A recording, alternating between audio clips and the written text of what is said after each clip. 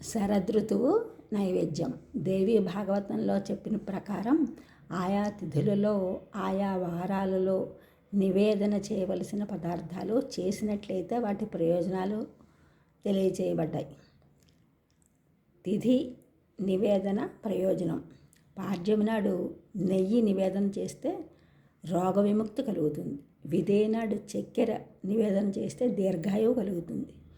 తదియ నాడు పాలు నివేదన చేస్తే సకల దుఃఖ నివృత్తి కలుగుతుంది. చవితి రోజు అప్పాలు నైవేద్యం పెడితే విఘ్న నాశనం కలుగుతుంది. పంచమి నాడు అరటిపండు నివేదన చేస్తే మేధావృద్ధి.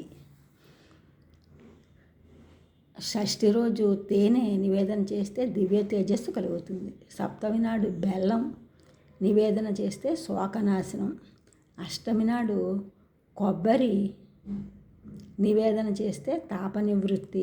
నవమి నాడు పేలాలు నివేదన చేస్తే ఇహలోక సౌఖ్యం, పరలోక ముక్తి.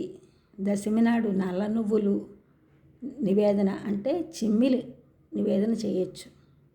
నరకలోక భయనాశనం కలుగుతుంది. ఏకాదశి నాడు పెరుగు నివేదన చేస్తే దేవి అనుగ్రహం కలుగుతుంది.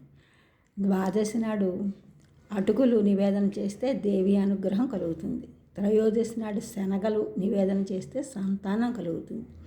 చతుర్దశి నాడు పేలపిండి నివేదన చేస్తే శివప్రీతి కలుగుతుంది. పౌర్ణమి నాడు పాయసం నివేదన చేస్తే పితృదేవతలకు తృప్తి, వారి ఆశీస్సులు కలుగుతాయి. ఈ విధంగా దేవి భాగవతంలో చెప్పబడిన ప్రకారం నివేదన చేసి అమ్మవారి అనుగ్రహానికి పాత్రులు అవుదాం. ఈ ఛానల్ చూసిన అందరూ కూడా సబ్స్క్రైబ్ చేయండి, షేర్ చేయండి, లైక్ చేయండి, కామెంట్ చేయండి. సబ్స్క్రైబ్ చేసిన అందరూ కూడా కృతజ్ఞతలు. షేర్ చేసినారు, లైక్ చేసినారు, కామెంట్ చేసిన అందరికీ కూడా ధన్యవాదములు.